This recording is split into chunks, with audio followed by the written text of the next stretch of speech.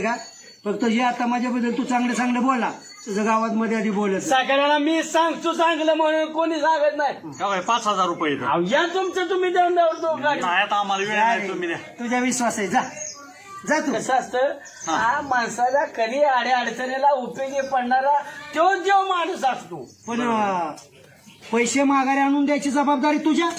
ही पैसे मी नानाला दिला नाहीत, ही पैसे मी तुला दिले आणि ती पैसे तूच मला माघार द्यायचं. कसं आहे माहिती का, एकाला देताना ना चांगल्या मनाने द्यावं, नाही तर बाबा नको. दिल रामभाऊ दिल ती जाऊ दे. जा बाळासाहेब मी त्याला देतो वाट बघत असलेली जा जाऊ दे. एखादं रामभाऊ चांगलं असं होतं. द्यावं. अहो सरपंचाचा गट ना लागे, आपलाच गट चांगला आहे ना, आपण लोकांना मदत करू. जाऊ का मी? हा, जा, जा. तू जा. काळजी घ्या बरं का. आणि काय उद्योग वाढवू नका तुम्ही. नका तुम्ही राव टेन्शन घेऊ. आणि नानाला म्हणावं नीट बरा हो.